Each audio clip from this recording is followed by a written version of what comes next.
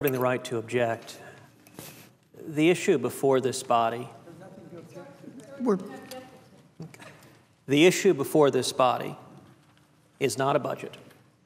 The issue before this body is not going to conference. The issue before this body is one thing in particular. It is the debt ceiling and whether the Senate will be able to raise the debt ceiling using a procedural backdoor that would allow only 51 votes.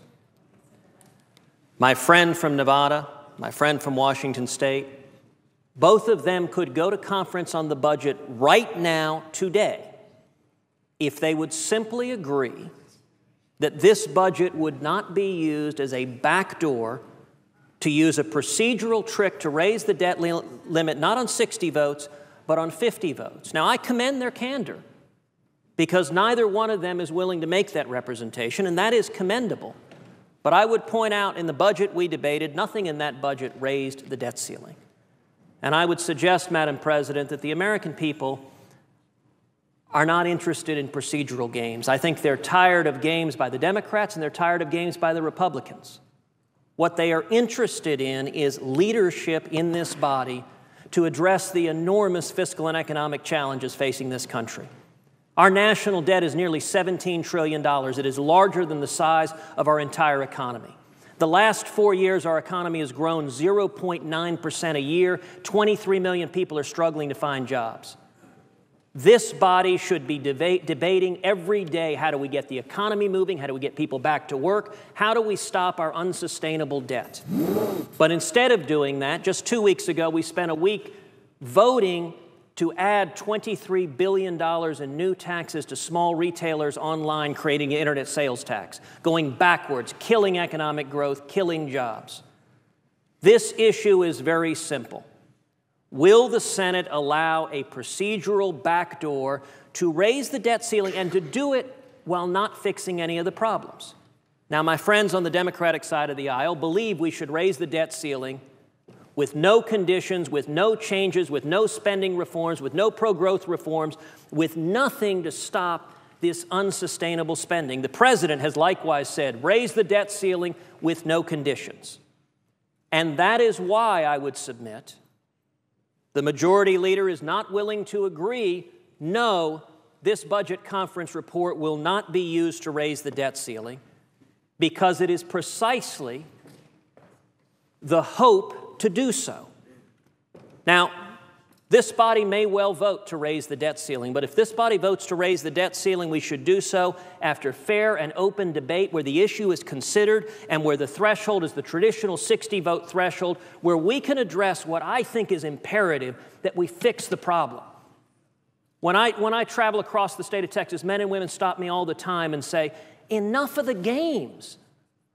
Go up there, roll up your sleeves, work with each other, and fix the problem. And just getting a new credit card, jacking up the debt ceiling with no spending reforms, no structural reforms, no pro-growth reforms is a mistake. It's the wrong path. Senator, yield for a question.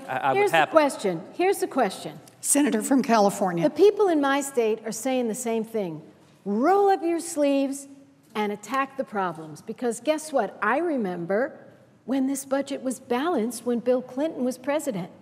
It took literally a few months before George W. Bush gave a tax break and put it on the credit card, 2 wars on the credit card, and the debt was off and running. But, you know, put that aside. We are where we are. Don't you think, my friend, that if we could get into a conference, and I know a lot of us here have been in tough conferences, that's where you roll up your sleeve. I say Patty Murray and Paul Ryan are ready to roll up their sleeves and get to work. Why would you give instructions? I'd love to give instructions. I'd like to give instructions that the richest of Americans pay the same effective tax rate as the secretaries. I'd love to do that. I'd love to order that. I wouldn't do that. Let Patty Murray, Paul Ryan, the respective committees, get in there in an open process and come back here. Doesn't my friend understand that what he's calling for when he says roll up your sleeves and get to work is exactly what Senator Murray wants to do, Senator McCain, Senator Collins, and lots of us who believe we need to use regular order? Can my friend comment on that? I thank my friend from California for that question. She may well be right that one of the reasons spending is out of control is that we no longer have Bill Clinton as president and a Republican Congress. Instead, we have President Obama, who has expanded spending more than any president in modern times. So that may well be part. You skipped over George W. Bush, that may well caused the deficits, but let's not argue that. I thank my friend from California, but I have been quite vocal that I believe both Democrats and Republicans have contributed to getting us in this mess. And we need leadership from both parties to turn it around. I would note that in the question that the senator from California raised, she did not say one word about not raising the debt ceiling using 51 votes. And everything else about this debate is all smoke. It's all about one thing, which is, do we give an unlimited credit card to the federal government to raise the debt ceiling, $1 trillion, $2 trillion, $5 trillion, $10 trillion? If the result of reconciliation was raising the debt ceiling $10 trillion, would the senator yield for one more question, then I'll leave the floor. I'm happy to yield as soon as I finish this point, and I'm very happy to yield at that point. Thank you. If we went to Budget Conference Committee and it came back on reconciliation to raise the debt ceiling by $10 trillion, then under reconciliation rules, 51 senators, only the Democrats, could vote to do so, and the Republicans would be utterly silenced from participating in anything there. Now, it may well be. Do you expect that the House of Representatives, the Republican majority in the House of Representatives, would not participate in that vote? What I expect is that each of us is obliged to carry out our responsibility to defend the interest of our state. I have 26 million Texans who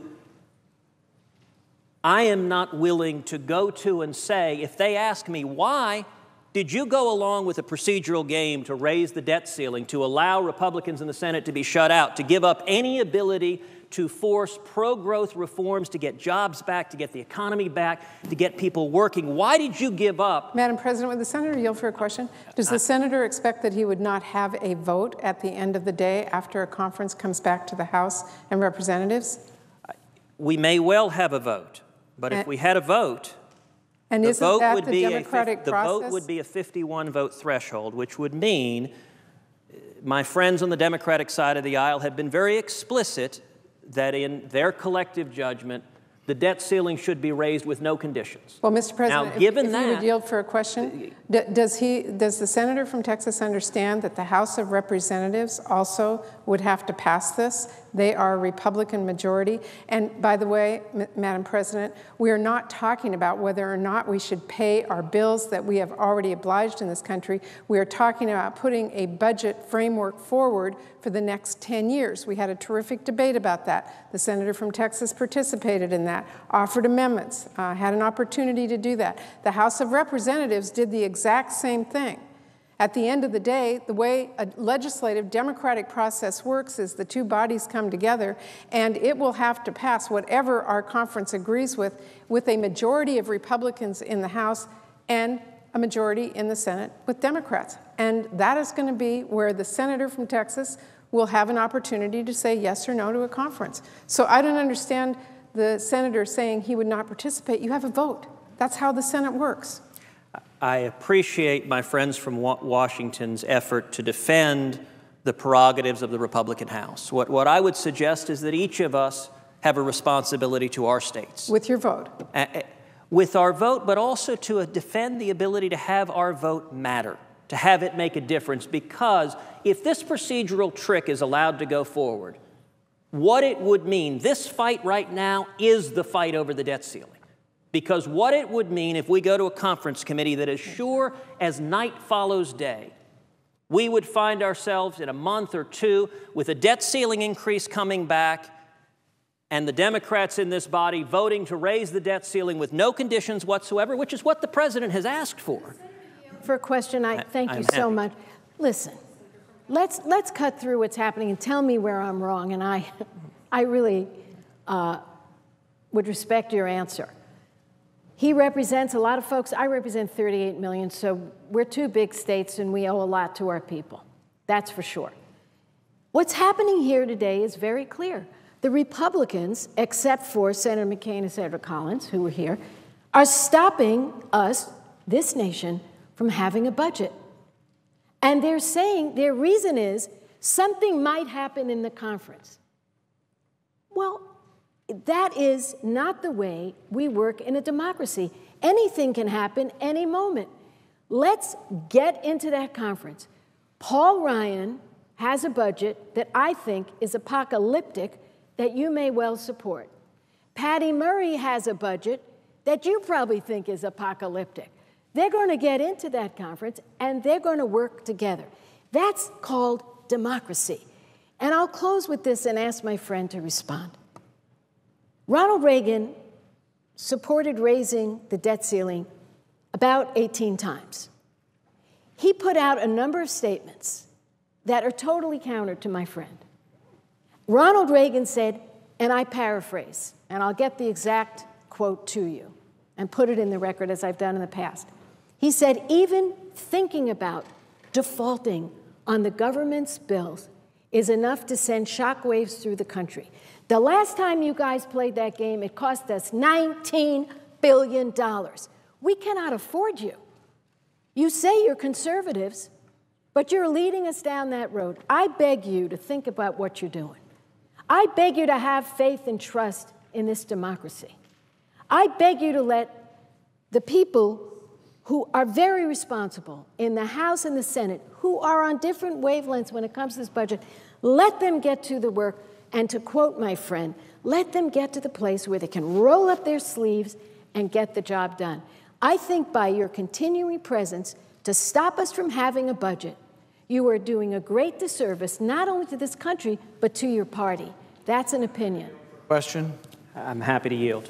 Senator from Kentucky. This is a debate, and it's a good debate. It's a debate about the debt ceiling. I'm actually in favor of allowing the debt ceiling to go up under certain conditions where we reform things. I think it's unconscionable not to do anything, just say, oh, here's a blank check, keep doing what you've been doing. We're running the country into the ground. We're borrowing $40,000 a second. Should we not try to reform the process? Many of us supported last time around raising the debt ceiling in exchange for a balanced budget amendment. 75 to 80% of the public thinks we should balance our budget. You have to. Why shouldn't we? I would ask the senator, are you not hearing from your people at home that the debt ceiling should not be done in secret, that it should be done, and if it's going to be done, it should be attached to significant budgetary reform? Thank my friend from Kentucky, and that is exactly what I'm hearing from men and women throughout Texas. And I would note that the senator from California, the senator from Washington, I respect the sincerity of their beliefs, that they genuinely believe the Democratic budget passed by this House is the proper course for this country, that the proper course is to raise taxes yet another $1 trillion on top of the $1.7 trillion that taxes have already increased. They genuinely believe that the proper course is never to balance the budget and allow massive deficits to extend in perpetuity. I respect the sincerity of their views, but at the same time, I believe that those views are inconsistent with the best interest of this country, that the best interest of this country are to restore economic growth, are to get back to historic levels of growth that allow small businesses to thrive, and in particular, allow the most vulnerable among us to work to achieve the American dream. The people who have been hurt the most in the last 4 years. Under President Obama, we've had 4 consecutive years of less than 1% average growth of the economy. I refer to this period as the Great Stagnation. The people who have been hurt the most during the Great Stagnation have been young people, have been Hispanics, have been African Americans, have been single moms. Right now, if you look at unemployment, unemployment for those without a high school degree is over 11%. For Hispanics, it's nearly 10%. For African Americans, it's nearly 14%. For young people, it is over 25%. When this country has massive spending, massive debt, massive regulation, and massive taxes, the result is that small businesses are strangled and die, and the people that lose their jobs are the single moms that are struggling to provide for their kids at home, like the so many moms right now that are seeing their hours forcibly reduced to 29 hours a week because of the burdens of Obamacare. And I believe we have an obligation to the American people to focus every day on turning the economy around, on getting jobs back, and stopping our unsustainable debt. Now, my friend from California made reference to the prospect of a default. I absolutely agree. The United States should never, ever, ever default on its debt. And that is the reason why I strongly support the legislation introduced by the senator from Pennsylvania, Pat Toomey, the Default Prevention Act, which says in the event that the debt ceiling is not raised, that the United States will always pay its debts, pay the interest on its debts, so we never default. And I would note that my friends on the other side of the aisle right now could join together and taking default off the table entirely. And